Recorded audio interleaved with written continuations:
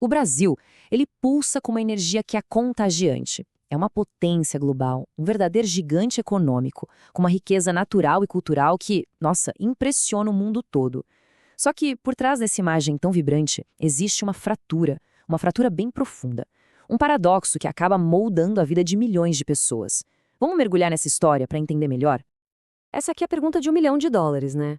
Como é que pode uma nação que gera tanta, mas tanta riqueza, também conviver com um dos maiores abismos sociais do planeta? É um enigma que, olha, vai muito além de dinheiro. A gente está falando de acesso a direitos básicos, educação de qualidade, saúde, um lugar seguro para morar e talvez o mais importante, a chance de sonhar com um futuro diferente.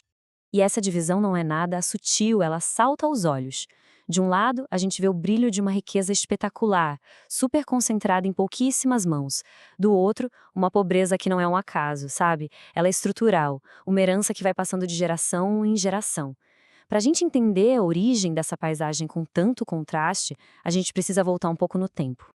A desigualdade no Brasil, ela não é um problema de hoje. Ela foi construída, sabe, meticulosamente, tijolo por tijolo, ao longo de mais de 500 anos. As fundações dessa estrutura são muito antigas, e é exatamente nelas que a gente vai mexer agora. O ponto crucial aqui é a gente ter a dimensão do tempo. O modelo colonial ele já nasceu concentrando terras e poder, mas o que sustentou esse sistema por mais de 3 séculos foi a escravidão. Mais de 300 anos. É um período tão, mas tão longo que é até difícil de imaginar, mas foi sobre essa base de exploração que a sociedade brasileira moderna foi erguida. E quando a abolição finalmente chegou, lá em 1888, não teve um projeto de integração, um plano. A liberdade veio no papel, mas sem as ferramentas que são essenciais para que ela se tornasse realidade. Essa citação da fonte que a gente usou é cirúrgica. A população recém-liberta foi simplesmente abandonada, sem terra, sem estudo, sem oportunidade. A exclusão não terminou ali, ela só se transformou. E essas raízes históricas não ficaram lá no passado, não. Muito pelo contrário. Elas criaram galhos, se infiltraram nas estruturas do Brasil de hoje e acabaram alimentando um ciclo de exclusão que se renova todo santo dia. E um dos motores mais eficientes desse ciclo é o nosso sistema de impostos. No Brasil, ele é o que a gente chama de regressivo. O que isso quer dizer na prática? Que o peso dos tributos é maior para quem tem menos. Parece um mundo de cabeça para baixo, né? O próximo slide mostra direitinho como isso acontece. E aqui está o pulo do gato. A maior parte do que o Brasil arrecada vem de impostos sobre o consumo, ou seja, sobre produtos e serviços que todo mundo precisa comprar, do arroz e feijão à conta de luz. Enquanto isso, grandes fortunas, heranças, são proporcionalmente bem menos taxadas. O resultado é claro. Quem ganha menos gasta quase toda a renda em consumo e, por isso, acaba pagando imposto em quase tudo que faz. É um mecanismo que tira de quem já tem pouco. Na educação, o ciclo é igualmente perverso, e uma coisa leva à outra. O acesso a escolas de qualidade é absurdamente desigual, e isso acaba determinando quem vai chegar nas melhores universidades e, claro, nos empregos mais bem pagos. Desse jeito, a vantagem de uma geração é transferida para a próxima, e o abismo social só fica mais fundo. E é impossível, simplesmente impossível, analisar a desigualdade brasileira sem encarar de frente o fator racial.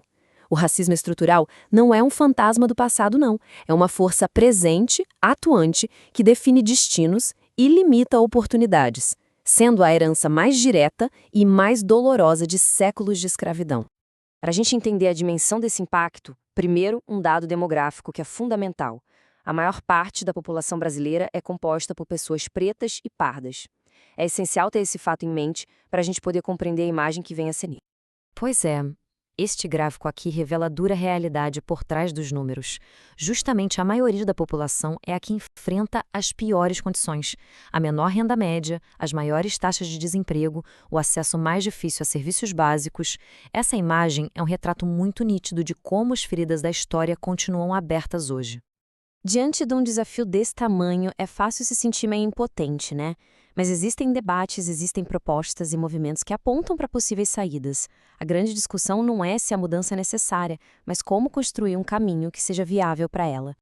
As soluções que estão na mesa são complexas, elas exigem mudanças profundas. A gente está falando de uma reforma tributária que inverta a lógica, que seja mais justa, de investimentos pesados e contínuos em educação e saúde para todo mundo, e, claro, de políticas eficazes para combater o racismo estrutural e para promover o desenvolvimento das áreas mais pobres do país.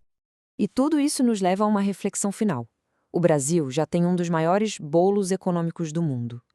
A questão que vai definir as próximas décadas é: será que basta continuar fazendo esse bolo crescer, na esperança de que as migalhas cheguem para todos? Ou o desafio fundamental é encontrar um jeito de garantir que cada brasileiro e brasileira tenha direito a uma fatia justa desse bolo?